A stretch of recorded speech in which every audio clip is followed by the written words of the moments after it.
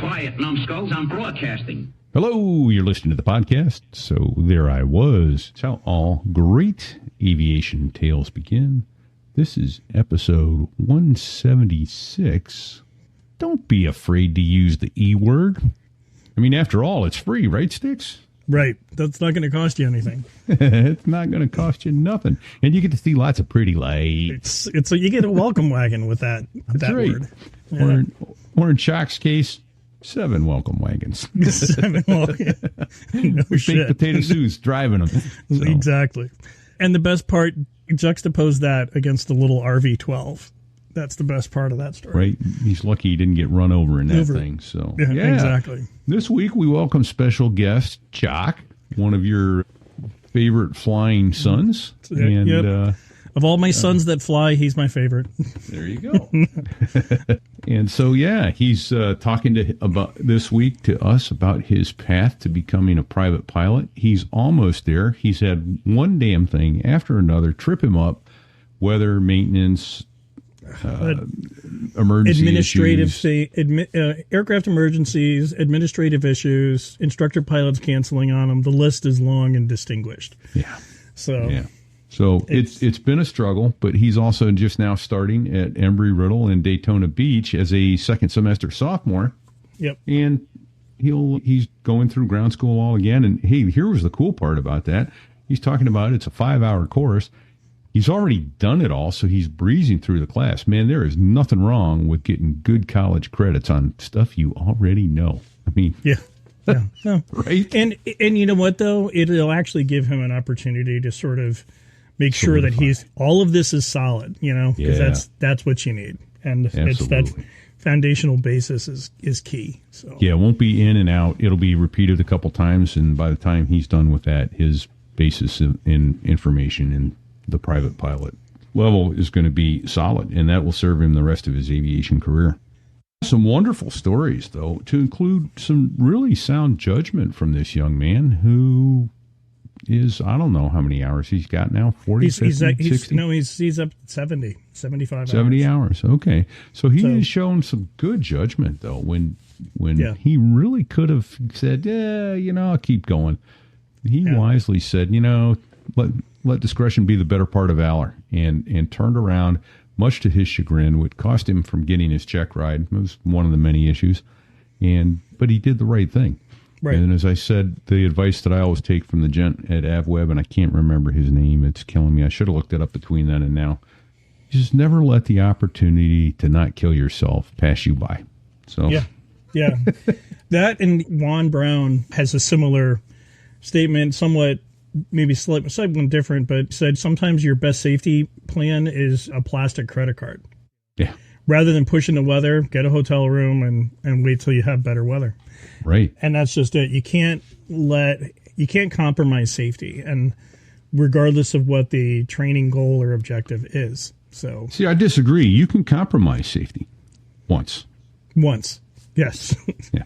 Yeah. So it'll be the last time you do it, often as not. Right. But So, and then there are those lucky few that get away with it, and I think it teaches them a bad lesson that, I got away with it once, so I'll do it again. So be careful out there, folks. Yeah. No, he demonstrated some real maturity there, and can't say enough about how proud I am. So yeah, that's neat. So I think you folks will enjoy listening to this young man's efforts and path to getting his private pilot ticket. He's almost there. I think by the time this comes out, he may have it done. If not, it'll be within a matter of a week or two that he will. So, we're excited for that for him, and we'll keep you posted here as to how that goes and when that happens. And in the meantime, I guess when you see a big brown smudge coming at you, duck! No, eagle! Yeah, he's keeping up his father's tradition. There you go. Getting hit by birds. All right, everybody. Until next week, stay safe, check 6, and here comes Chock. About crossing the pond at night in the world's smallest cockpit on the tanker through the weather. Oh, and to the tanker crew who did that, thanks a lot. We really appreciated that. I'm just kidding. No, I'm not.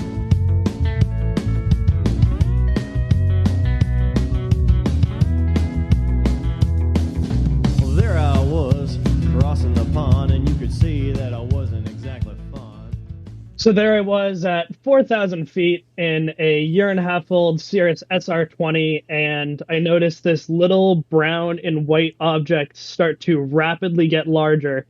And then next thing I know, I hear my instructor screaming, "Holy shit," as this object flies, narrowly misses the windscreen of our aircraft and proceeds behind us. Come to find out later, it was a bald eagle. Oh. Well, that's how midair almost happened. Aviation tailbeam. and it's almost like a family tradition. Right? There you It go. is that. More than a clue bird strike. That was damn near a bird strike. Greetings, everyone. Repeat here, coming to you from New Hampshire. Dick is stuck somewhere trying on his, so there I was, bikini or something, I think. Thanks. Sticks kindly steps in as the co-host this week. Where you at, Sticks? Well, I'm in New Hampshire as well, and we have a special guest with us. We got Chock. Yeah, nice. And why don't you introduce yourself, Chock? How long have you known Chock, Sticks? Oh, about 20 years. 20 go. somewhat painful years. Yeah. Definitely painful on his part. All right. Yes, I am Chock, also known as Son of Sticks, currently it's sunny Daytona Beach, Florida at Embry-Riddle Aeronautical University. So. Nice. All right. Well, when'd you get the flying bug? I think I got caught at probably around 7 or 8. I don't know what Sticks thinks. It was a young age for sure. Yeah. No, there was of the three in the Hall brood had the one. It was the one that had the greatest interest in flying. So, but yeah, no, I would agree. And so, what's been your path so far? Tell us a little. What sort of things have you had to overcome, and what sort of things are you still? What's your story? What am I still working on? Yeah. All right. So, I caught the flying bug probably when I was about 7 or 8. Of course, growing up with someone like Sticks as your father, you tend to sort of perpetually live in his shadow. And I remember from a very young age, he was always talking about some of these flying stories he had and all of that. And around the time I was 7 or 8, I started to realize that's pretty cool. That might be something I want to do. And from there, just developing interest, it built over time. My father Sticks helped grow that interest into a real passion, and here we are. So I graduated high school in the spring of 2023. From there, I'm going to interrupt you on one thing. So just because we want to try and go somewhat chronologically, how did between the ages of say 6 and 9 or 10, at the time period when you believed in Santa, not that Santa's not real, but how did Santa get around? He got around in a helicopter. Yeah, you weren't having any of that. Come on now, no one believes that. Santa's much faster than any helicopter. We don't need retreating blade stall, those speeds. Yeah, for the first several years of the poor young lad's life, he found out that, you know what? Santa gets around by a helicopter. That sleigh thing doesn't really exist. Nice. All right. Very cool. So, all right, yeah. So what's your path then? What did you do any flying before you graduated high school? I definitely wanted to. I had bigger focuses and other stuff going on throughout my time in school, so flying kind of got pushed to the bottom of the barrel, unfortunately. So I didn't start flying until I was actually in college. I had a few flights here and there that I got to go do, such as actually flying in repeats PETA. Oh, that's right. Yeah, we took you up to Berlin. Yeah. Yep. Yeah. Yep. So we did that, flying me up to my then girlfriend's prom. And so that was sort of one of my first introductions of actually being able to fly the aircraft. Before that, it had all been in, PC-based flight simulators and all that. So because when you can't afford an airplane, what do? You get a simulator. Go use the flight sim. So Yeah, right? exactly. Yeah. So a lot of time on the flight simulator, throughout high school, got more comfortable, more cued with the aircraft. So by the time I actually started flight training in February of 2024, I already had a pretty sound idea of the basic principles or a very good idea of the basic principles of flight, how to fly the aircraft, how to maneuver, all of that. So I knew exactly what to expect going into my first flight. That first discovery flight I took was in what's called a Vans RV-12, kind of a funky little airplane, come to think of it. But of course, it was my first airplane at the time. I had no idea how funky it really was until I flew something different. So I queued 13.6 hours in that over the course of a little more than 6 or 7 months, actually. Okay. And then kind of took a break for a little bit, went off to what's called University of Maine, Farmington to study history, which was an interesting path on my choice. And then started studying at University of Maine, Augusta, which had an aviation program. It's a smaller one, but it's a really, really solid aviation program that they have over there. Part 61 school, but they structure everything like a Part 141 school, and they fly Cirrus SR-20s, which is where that intro story came from. So I started flying the Cirrus SR-20 in it was March of this year. And I was able to build 20 hours in that, got a high performance endorsement out of doing that.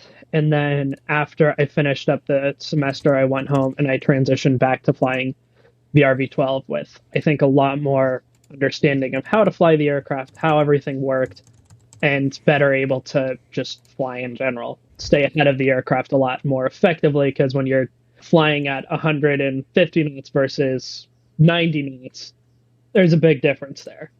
Yeah. So that was, go ahead. No, I was just so I was going to ask you to describe the RV-12 and the Cirrus both. What kind of performance they had, what kind of engines, that sort of stuff, and what kind of cockpit did it have? Is it a standard steam gauge 6-pack? Is it a G1000? What do you have? Yeah, so the RV-12, especially at the flight school I was at, was a very mixed batch of aircraft. So they had two different types of avionics displays. So the most common one is what's called Dynon D1000. It's a smaller company. It's not as well known as like Garmin. Operates much along the same lines. It's still a glass cockpit by all means. Typically they're touchscreen unless it's one specific aircraft, which I have a history of not getting along with that, which we'll get into later. So that it's a little bit annoying because you can actually change what the position of each of the instruments is in the display. So it's not in one set position. So all of the aircraft are a little bit different, and they're different every time you fly. So you don't know what to expect, and everything's always messed up in them. And then the other one is Garmin G3X, which is very similar to G1000 in terms of how it's laid out. It's very set. It's going to be in every instrument has it in place. It's not going to move from that, and it's touchscreen. So it's very similar, again, to G1000 as far as structure, but it's designed for experimental and light sport aircraft as opposed to FAA certified aircraft. Right. Okay. And so is D1000. It's the same idea as G3X, just different company, different. It's, I would say, a little bit more tacky. The responses are a little bit slower on it, but not in any super meaningful way.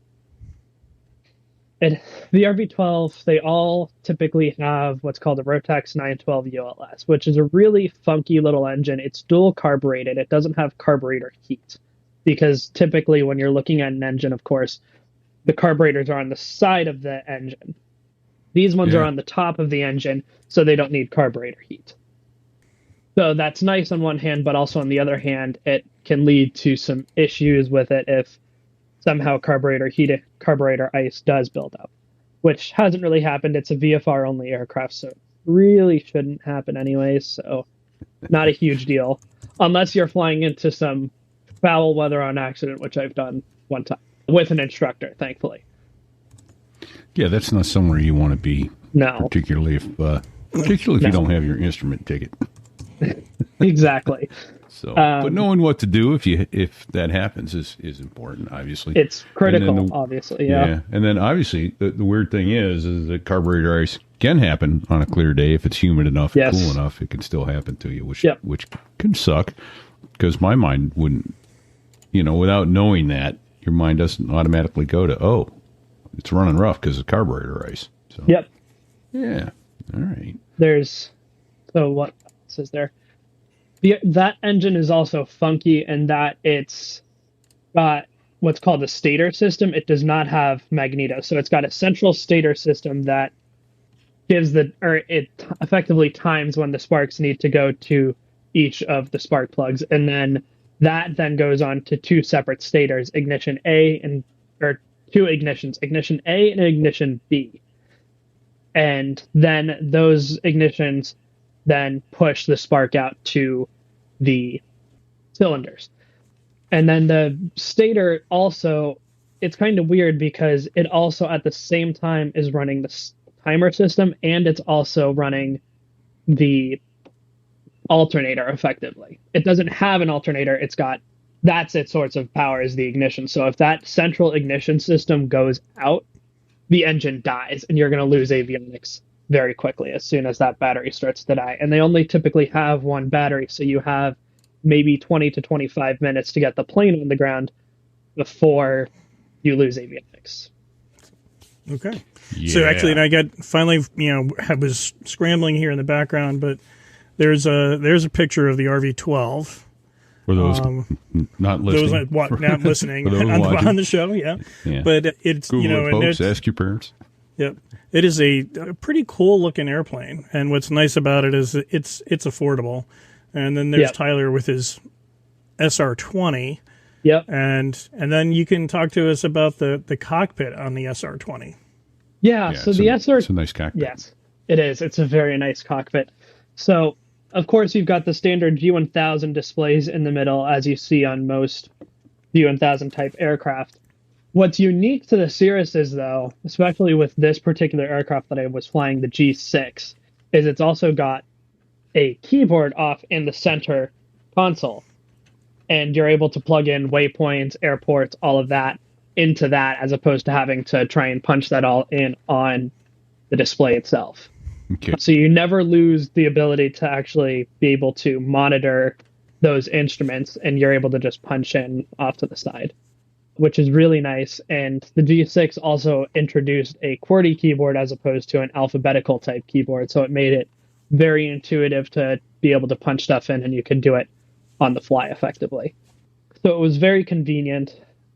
And then what else was there with that? Of course, there's also what most people know Cirrus for, the CAP system, or the Cirrus airplane parachute system that sits in between the pilot and the passenger's head. It's this red handle. You would reach up and pull down on that to deploy the parachute. It would deploy a ballistic, it's actually a rocket-fired parachute out of the tail of the aircraft, and then strap system will catch the aircraft and be able to bring the whole aircraft down to the ground safely in the event of some sort of structural failure or engine failure or something like that, and you can't get back to an airport. Sure. It's a very expensive system, but it has saved 100 pilots' lives so far, and I'm sure there's more to come. It's also convenient. Cirrus talks about this story on their YouTube channel, where there was a guy flying a Cirrus. It was a brand new one from the factory, from their, I can't remember exactly where their factory is in the United States, but they were flying to Hawaii. And so they added additional fuel tanks into the aircraft, but they were installed wrong. So once the wing tanks ran out, there wasn't any source of fuel left in the aircraft to get them home. So that fuel that they brought with them was unusable. So the engine, they finally did their fuel calculation and were like, we're not going to make it to Hawaii. Not going to make it home either. You might want to be close to a Coast Guard cutter. Yeah. So actually the Coast Guard did come out and was stationed there, and there was also a cruise ship right nearby. So they went and flew over towards the cruise ship. And at that point, he then killed the engine, pulled the parachute, and ditched the aircraft in the ocean. That was another thing that's interesting about it as well, is it's a safer option for ditching because you're bringing the aircraft down vertically as opposed to trying to land it conventionally and then having the aircraft flip over, which it does. And those listening this week as this comes out will know that there was a recent one of a 172 flipping over as it hit the water off the coast of North Carolina. Very viral video this week. So, yeah, light airplanes, especially with fixed gear, don't tend to do real well when they try to ditch. Yeah. So all right. Oh, well, cool. So that's you cool never stuff. reached for that handle, though, did you? No, I never reached for that handle. Okay, good. All right. That's closest we came was that. So there it was. Story. Yeah. That would have, if the bird did hit us, that would have for sure been a caps pull, because it would have gone straight through the windscreen. We wouldn't have been able to do a whole lot of flying at that. Yeah. Oh. Terrifying. Yeah. So. All right. So, but you've had a few more incidents along those lines. So, well, let's back up a little bit and find out where you are, how far along you are. You're working on your private right now, right? Yep. You're about ready for your check ride. Very agonizingly close to my check ride. Yeah. Agonizing is an understatement. Yeah. We're not going to go into all of the details on this, but dear God, this has been like a kidney stone, and it's just going to feel good when it's all over. Yeah. So but okay, yeah. We're where right there. Yeah. What's your path to get to where you are right now?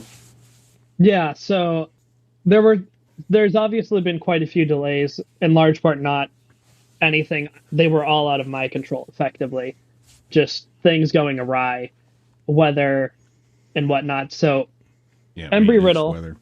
Yeah, exactly. Embry-Riddle has a deadline where you have to have completed your private pilot before you can start the instrument class. Right. I was down to the day that I had my check ride scheduled for the day of the deadline.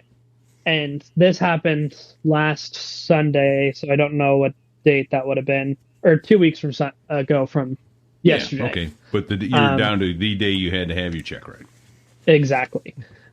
And we had to cancel because Hurricane Aaron was in the vicinity and was causing some really hazardous winds aloft that would have made it not only nigh on impossible to fly, or nigh on or dangerous to fly, also just there was no way I was going to pass my check on a day like that.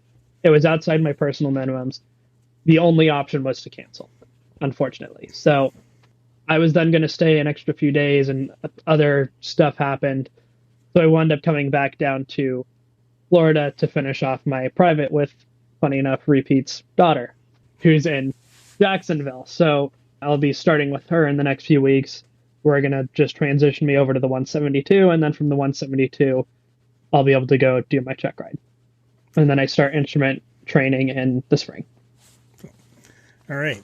So as a parent, Repeat, every so often, like when you get a phone call from your kid and it starts off with, "I'm okay," and like they were out driving or something, that the next line is going to be not so great. So I get a phone call or a text message, "I'm okay, but..." Yes. Why don't we go there next? Okay. Yeah. So I unfortunately have the RV-12. It's an experimental aircraft, and just the engine is known for some reliability and mechanical issues. So that I was out a couple weeks ago. I don't remember an exact date. I'd have to look it up. So I'm in the RV-12. It's my first outside the pattern solo. So I'm going to go up.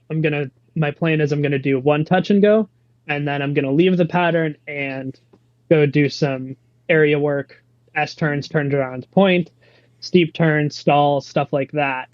Or maybe not stalls, but everything else, and just practice on my own effectively. So I take off. Everything looks great. Engine's running at normal. Nothing is like, that's a problem. So go in my crosswind. and then I enter my downwind leg for the runway, and I get this message that pops up in this particular aircraft that I don't get along with. And it starts really going off and saying, backup battery system unavailable, message, caution.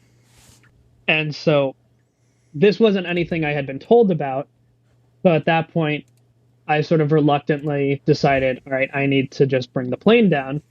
And so I just wait until power gives the next call, and I'm going to just request full stop landing and just let them know there seems to be an electrical snag. So they call up and they tell me you're cleared for the touch and go. I then repeat back, cleared for touch and go.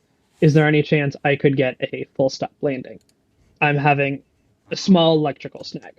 And of course, bear in mind, they also know I'm a student pilot.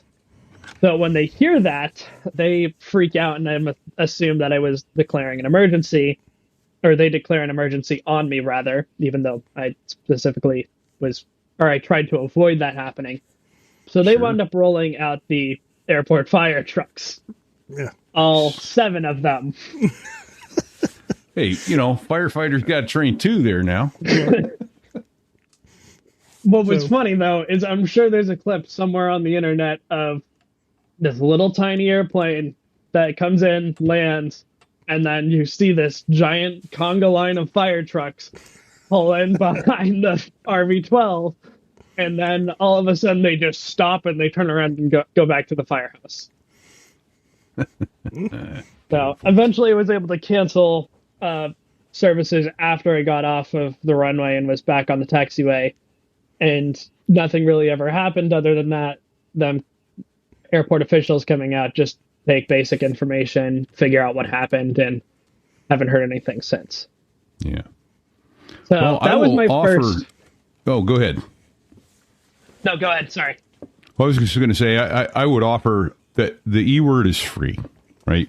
And I get, especially as a student, you're not prone to declaring that unless you see fire or your engine's quit or something like that. Yeah.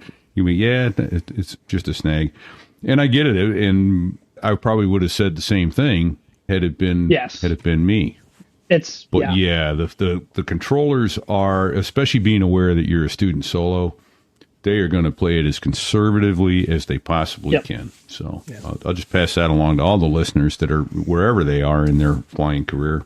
Those with a lot of experience will know also that the E word is free, and never be afraid to use it. Get you a lot of cool priority. And the other thing though is that it gets you the priority, it gets you the attention that you need, and there's nobody that's going to fault you for calling an emergency. Yeah. And if they do, then the person that's questioning that needs to be questioned. So bingo. Yeah. So all right, well, very cool. Yeah, no reports to file or anything. I guess the FAA could come back and ask you, but it's pretty obvious. It was at the good outcome. End of your abnormals adventures? No, it is not, unfortunately. There's more to come. So the next time, Abby normal. Exactly. So the next incident I had, same exact plane, same airframe, everything. It's my solo cross country, my plan to be my second cross country. This is going to finish up my private pilot requirements. Okay.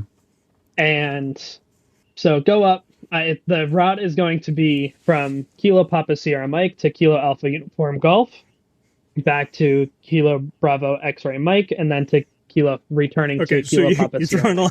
We could, everybody knows the airport acronyms, but here's the thing. Let's just use the plane airport names, because your geographic references will be easier. Yeah. Okay.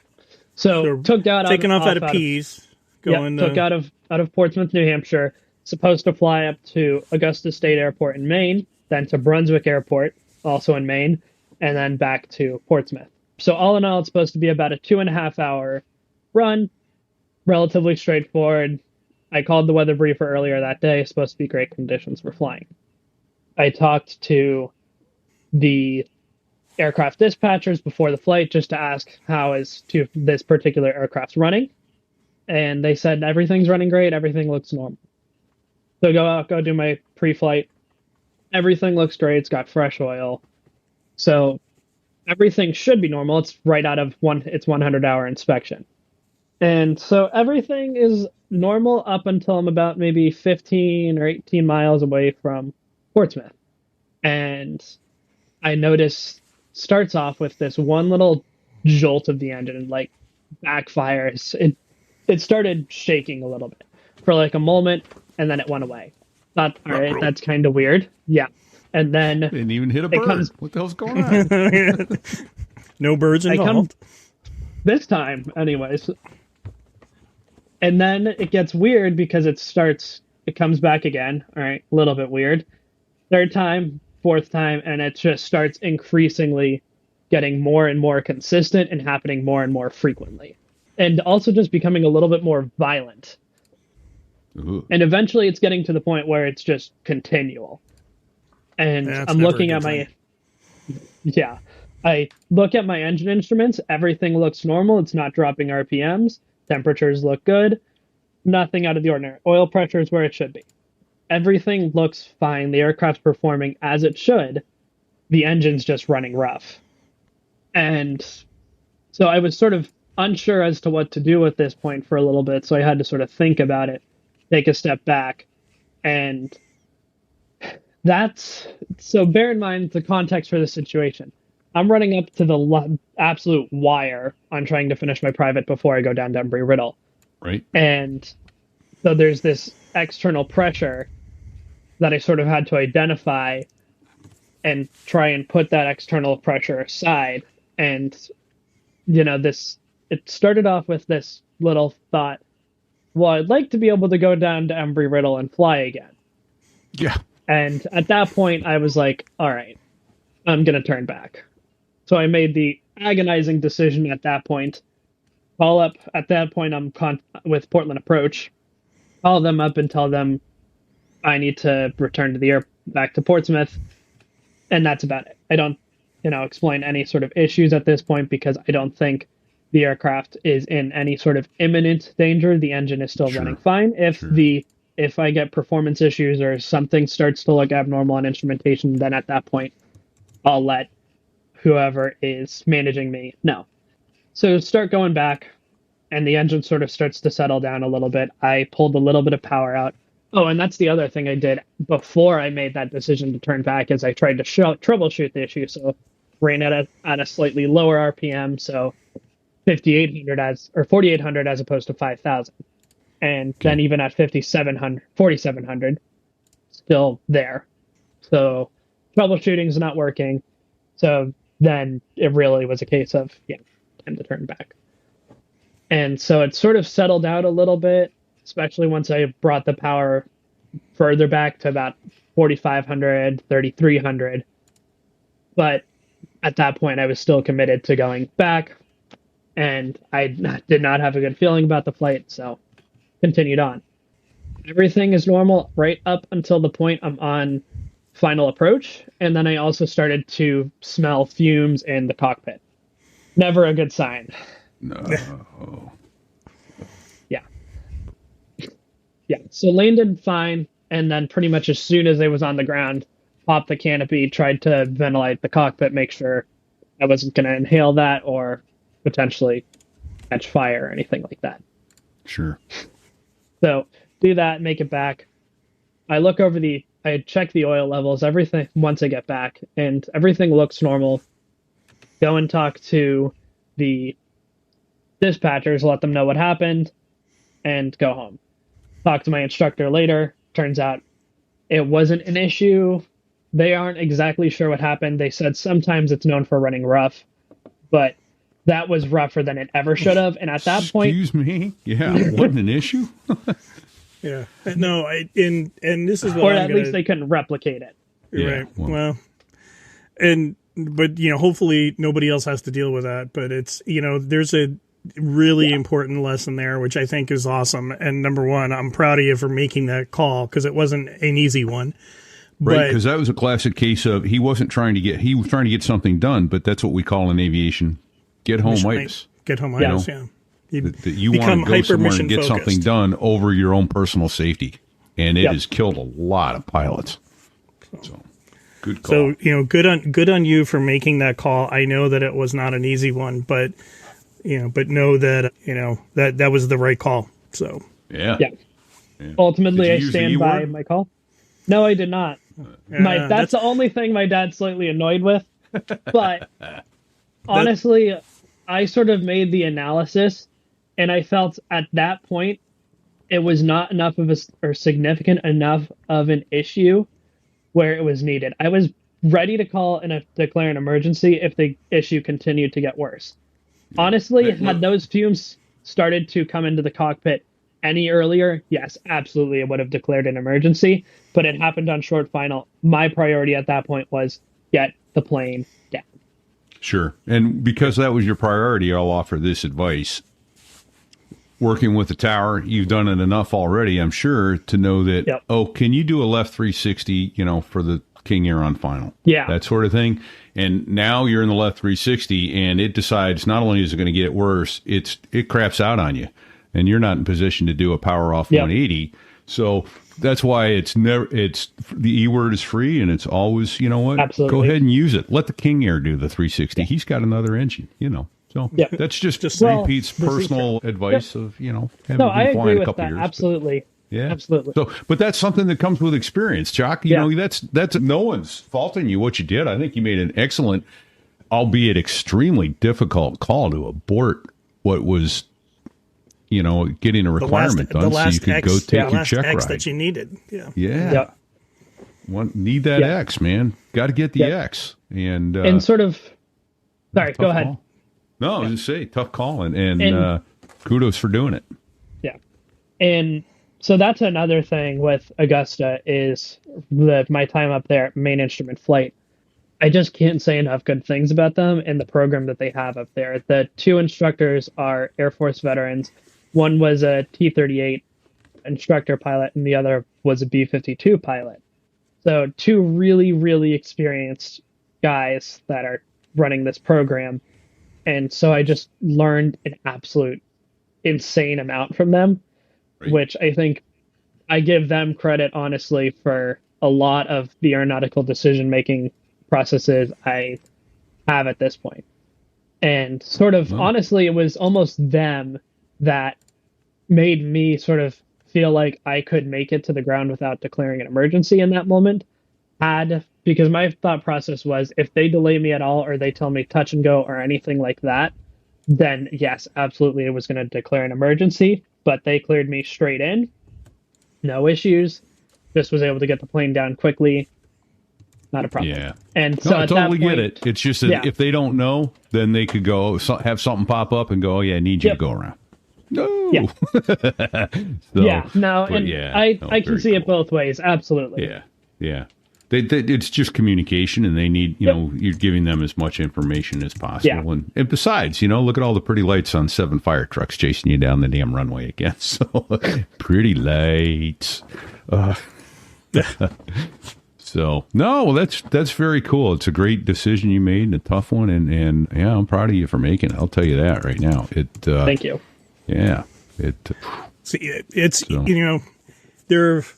I'm grateful that you made that decision, and it definitely shows a higher level of maturity. And there are more experienced and more seasoned pilots who might not have made that same decision and could have potentially found themselves in a bad spot. So in the trees. Well, yes. That's sort of honestly where I have to give Sticks and the others a little bit of credit, because I'll be honest, and I've sort of realized it, especially now that I'm at Embry-Riddle. So, of course, my father is Sticks. And then on my mom's side, my grandfather and actually my great-grandfather are both pilots as well. My great-grandfather has since passed, but he was a pilot nonetheless. Both of them were private pilots, but that's still 4 generations of pilots, or I'm the fourth generation in my family to have been a pilot. So that puts me in this position where it gives me unique opportunities sort of like this, where I also know you repeat and all these other connections and this wealth of understanding and this wealth of knowledge I have access to that I can go to anytime I need it. And I've had that since a very early age, which there's a lot of pilots that do not have that. And I found that a lot here at Embry-Riddle, is I've got a lot of friends now that I'm sort of having to, especially in the private pilot course that I'm now sort of helping them with the knowledge that I have and giving them the resources I've got. Cooperate and graduate. Yep. Absolutely. So, very cool. Yeah. All right. All right. Well, yeah, and it's and I forget the gent's name who's on AvWeb. You know, you took advantage of his advice, which is never pass up the opportunity to not kill yourself. There you go. Yeah. So anyway, so let's we want to double back to the. I mean, I think that. So there I was. Story was pretty much sort of self-contained, but anything to add or expand on that? Well, what we can talk about with that is, I mean, that story was self-explanatory. I've had other incidents, though, when it comes to birds, flying and not flying. 3, in fact. So I've had 3 close calls, extremely close calls, and 1 actual bird strike. So the most recent one I had was a couple of weeks ago, actually, flying with one of my instructors in the RB-12. And we're just out doing touch and goes, getting kind of late. And we're on our approach in towards Portsmouth, and we're going to just do some flame out some landings before calling it a day. And as we're on our way in, we hear power give heads up, all traffic be advised, sparrows on the runway. Plural. And plural, I can already tell. Plural. They're tiny birds, but there's a lot of them. Yeah. Yep. And so we get over closer to the airport, and we can actually see all of them on the runway. And then one plane comes in, they sort of scatter a little bit, and the pilot comes on, verifying the birds on the runway. So we go and make our approach, and it's just, we never hit a bird, but it was just like a ton of birds coming in on all sides of us. They're, of course, so small, though, that if they hit something like the propeller or something like that, they would have just turned into red mist instantly. It wouldn't have caused any real damage to the aircraft. But they were everywhere. Yeah, I had a friend hit a flock in an MD-11 once, and they counted over 400 birds on the runway after he went through them. So they don't tend to be 1 or 2 sparrows. Those guys like to fly together. Yep. So wow. And the bird sign is at the other airport that I flew at, not Portsmouth. That's at Augusta. All right. So yeah. Oh, do you want to chat? Oh, so you still haven't taken your check ride. That's been a colossal ass pain all along here, I can tell. No kidding. Where are you at on that? You said you're going to work with Booze for that to finish up. Wasn't aware that it was her call sign, but yes. Yeah. So I'm going to be working with her starting in week from this Friday, and we're just going to get me transitioned over to the 172. Put some final polish on stuff, and then time for the check ride at that point. There's really not a whole lot left to do, so we're not too concerned about it. It should be a relatively quick process to get it done, maybe another month and a half just to get it done. So nice. All right.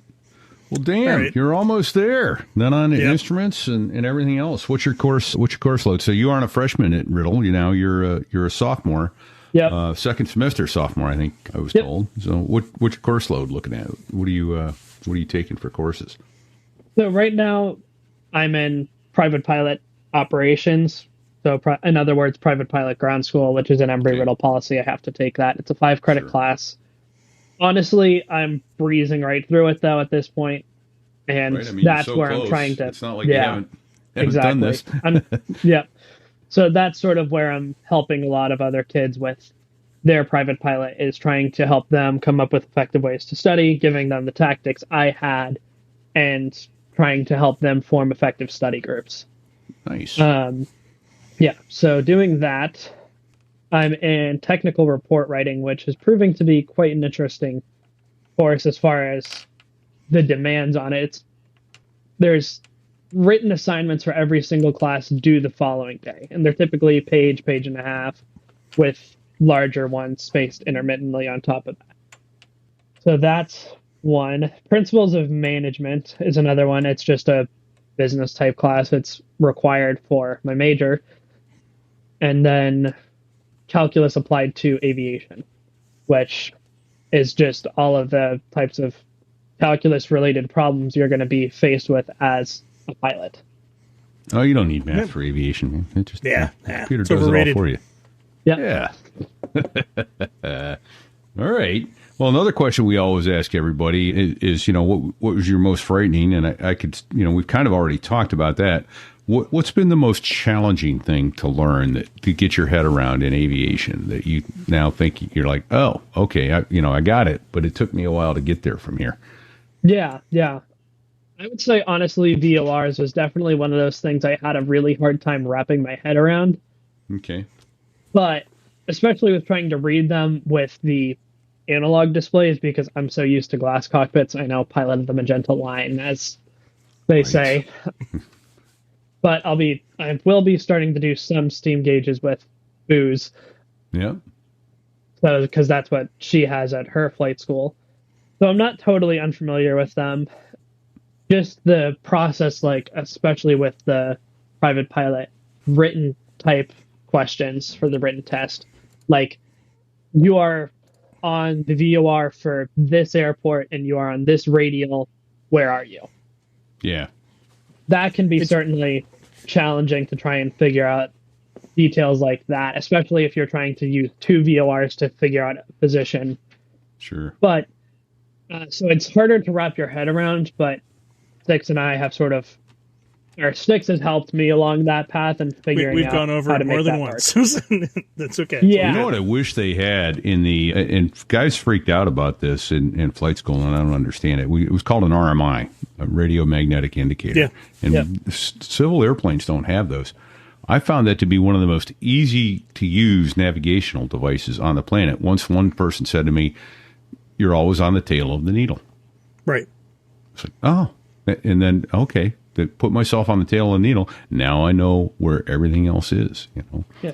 And as E6B, we were talking about math a minute ago, but as Dizzy says, the E6B circular slide rule flight computer, and that does all your math for you. Yeah. Yeah, I mean, and when I was going through flight school, I had the advantage of having, done marine navigation, so all of that was, the mental gymnastics was a piece of cake, honestly. So at that point for me, but no, that's awesome. Sorry. So how were you bestowed upon the call sign Chock? Oh boy. Yeah. So, all right. This was when I was already at Embry-Riddle. You're welcome. Nobody likes their call sign, buddy. Yeah, I know. The more I fight it, the more it's just going to be glued in there. But it's not as obvious as one might think. Right. Yeah. So that call sign emerged when I was in the process of trying to get home so I could go finish my private pilot course when I was at Embry-Riddle. So I appreciate my mom for putting in the effort and booking all the flights and all of that to get me home so I could focus on trying to finish the private pilot, getting situated at Embry-Riddle, all of that. Took one more thing off my table. But she booked a 6 a.m. flight. So I got up at 4 a.m. to make sure I could get to the airport on time, get through security, all of that. And so, of course, it's dark in here. I've got a roommate. I'm trying to be courteous of them, so I'm not turning on the lights or anything like that.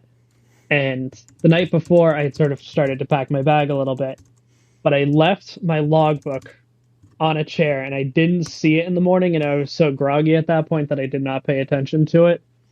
And so I walked out the door with my logbook, without my logbook. My logbook, yeah. And so a couple days later, I'm at the flight line, and they realize, oh shoot, I don't have my logbook. Can't get my sign off in my logbook. Oh, because I don't have it. So I text my mom or call my mom. Can you look for my logbook in my bag? Just make sure it's there. And she's like, not here. So I text my roommates in a frenzy. Hey, can you just check my room to see if my logbook is in there? And they just text me a photo back of my logbook. There you go. So at that point, I tell them, all right, mail it off. I'll pay you back later. I do exactly that. The package arrives, and on the packaging, it says Tyler, and then in parentheses, you suck, Paul. And Dad writes to me, yep, my wheel chock of a son forgot his logbook. And I went, oh, call sign. Assigned. So it got shortened to Chock. Yeah. Yep. I was just like, you got to be shitting me. Yeah. You set your own parking brake there. Yeah. Like, of all the, like, you could have gotten on the plane buck naked with your logbook and I'd have been okay with it. But no. And as Dizzy says, right? Damn the underwear, take the logbook. That's right. Because it ain't over till the paperwork's done. So, done. Yeah. Exactly. Well, it didn't work out anyways, but yeah, now you're welcome, all Chock. right. Well, we'll keep everybody updated going forward as to how you're progressing and when you get your private done. And so, well, very cool. So any advice to other people out there considering aviation that go, well, this may not be affordable, this may not be easy, this may not, what's your advice? Yeah. So the thing, I mean, for me, obviously it was like breathing, really. You got to do it. Go. I've had my moments, though, throughout this process where I definitely doubted myself or was like, maybe I shouldn't do this, or maybe I should do this in a different way. Okay. Trust your gut. Go with, so you don't have to go with a school like Embry-Riddle and you have to go to the other side of the country like what I did. There are other options. There are more affordable entries into it. I'm, of course, at a Part 141 school, sort of, I'd say, the most expensive way to do it in the civil sector. If money is a factor in it, go to the military. Or because the military will pay for it, and it's a very, very affordable entry, and you get a lot out of it. You get the military benefits, you walk away with a license, and typically a easy acceptance into any of the companies you would like to work for in the future. And yes, the course and the training and all of that is really intensive, but it's worth it. And you will thank yourself later for doing it, is what I would say. So there's no doubt about it. Go for it. Go do it. Commit to it. You're going to enjoy it. It's a blast. I have enjoyed every moment of my flight training that I've done. I hold no regrets for what I've done, for even moving across the country. And if you're at like a flight, if you're in like New England and you want to go to a university, you don't want to pay as much as like going to Embry-Riddle, but you want a really high quality training, I can't say enough positive things about main instrument flight in the University of Maine Augusta. They have a really solid program that has just, it's impressed the heck out of me, and it's impressed the heck out of Sticks as well with the quality of the training they have. Nice. I learned so much from that program. Yeah. Cool. One of the cool things that they were able to do with him was, they actually, with the G1000, they can fly with an SD card in that then records all of basically all their flight. And so what happened when Tyler actually soloed, they were able to pull that card and then they could review all of the data in the debrief with them, which was pretty cool. And, and actually I can even pull up a quick picture here for you. So it was actually kind of cool to actually be able to watch them debrief that, and it was kind of cool to see. So there's his instructor, pulling up. You can see his glide slope data, his airspeed, where he was relative to center line. So it's really, really something else to see that level of I mean, Repeat and I, when we went through flight school, you know, you go up in your solo, okay, you came back alive in one piece, okay, good, move forward. You know, it wasn't, you know, you still were, they still, and you're not hiding anything either. That was one of the other things. If you prang a landing or have a hard landing or something, they're going to know about it. You're not going to go, oh, well, nobody knew about it, so. Yeah. That, no sneaking away like Bill Murray after the bishop gets hit by lightning. Accountability. That and the other thing is they didn't just pull it on my solo flight. They pulled it on a lot of the flights that I did, especially towards the later half of my training. And just, I was able to go through it later and just assess, okay, what did I do right? What did I do wrong here? What can I learn from this landing or this maneuver? And it's a really, really good way to be able to analytically assess how a flight went.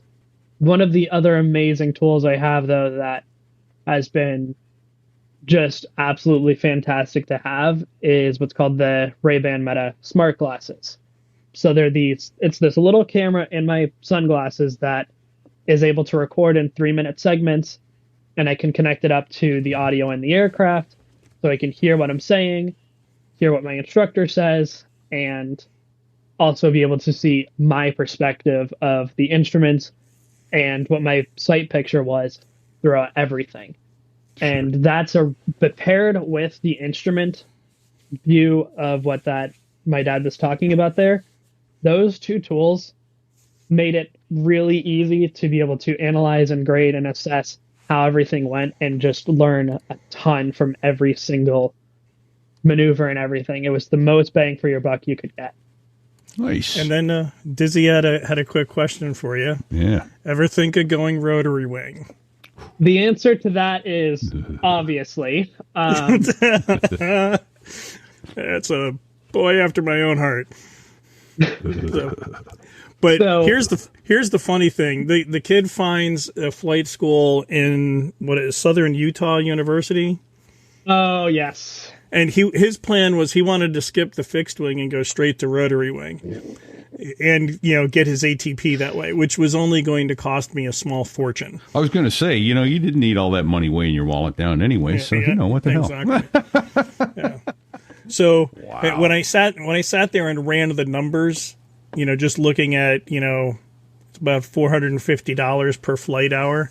To get him to like 750 hours was going to be somewhere around $1.5 million. That's all. Yeah. That's when, if you definitely want to do rotary wing, that's definitely when you want to go to military flight school. Let them pay that kind of money. So, all right. So my plan, and ultimately my dad, I have to give him credit for this, is I'm going to go through as a fixed wing pilot, and then I'm also going to get a rotary wing transition, which will make it more, it's going to be better for not only employers, but it's also going to potentially mean I get a higher chance of getting hired by a company that I want to work for. And on top of that, it gives me the potential pay increase and just in general better versatility. So I could go fly a helicopter one day, fly an airplane the next, which would be great. So, like, my absolute dream job would be to go work for Light Flight of Maine, or potentially even running my own air ambulance company somewhere would be a dream come true for me. Whether or not it'll happen, we'll see. But and then I can retire and you can buy me a plane. There you go. Right. So, man, terrifying. I all kudos in the world to the guys that do that light flight, but boy, that is some dangerous flying. That just terrifies me. So, all right. Well, I think we probably ought to come around to that time in the show where we should. I think it's time to land the plane. Land in the airplane, yes, sir. So, well, thank you, Chock, for spending the afternoon with us and chatting about your path. Interesting, one of the more interesting paths to private pilot I've ever heard. So, we appreciate your time. Yep. There's a little pictures of the water bottle commemorating his solo flight. So, anyways, thank you, Sticks, for that. All right. So I'd like to thank all of our active duty service members and their families for the sacrifices that they've made in the course of their loved one's service. We know that sacrifice does not come lightly. There is often a and many have given the ultimate sacrifice when there's, that person that's absent in the holiday or an empty chair at the table. And we cannot thank you enough for that service. And it's so simple to say, but truly thank you for the service that you give us. Right. Absolutely.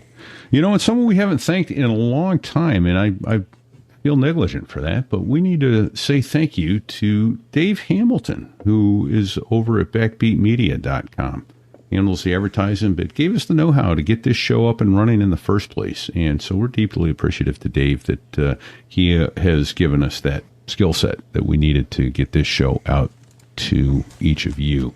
He's a wonderful host himself on 3 of his own shows, the Mac Geek Gab, the Gig Gab for working musicians, and the Business Brain for entrepreneurs. So each of those are wonderful shows. The Geek Gab, Mac Geek Gab, is a technically based show, of which if you need more repeat, I co-host that show as well. So a lot of fun to do that, and I'm grateful to Dave that he allows me to join him every week on that show.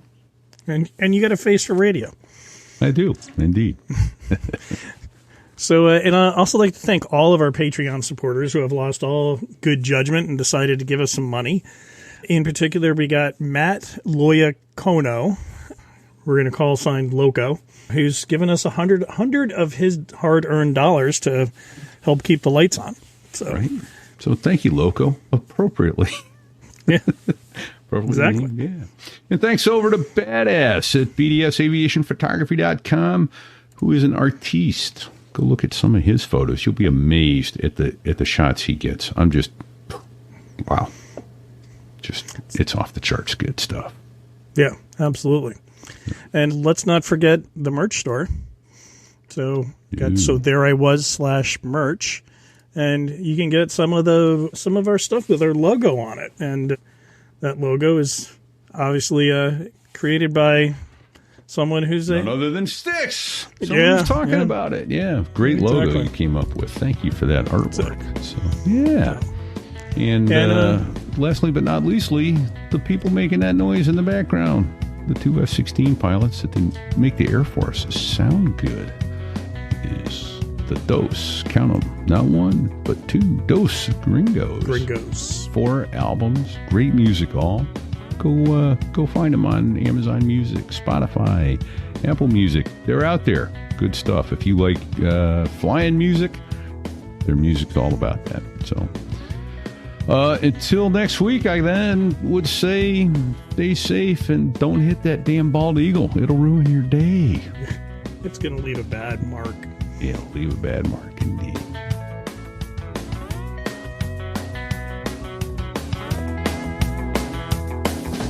There I was, crossing the pond, and you could see that I wasn't exactly fond of all the shit I was wearing on that day. Now an F-16 is cramped enough, but it's even worse with all that stuff supposed to save your life. But we knew there was no way. 'Cause when you're going down the North Atlantic, man, it's over. Hold on. What'd he say? He said it's over. Mistakes were made. Weird.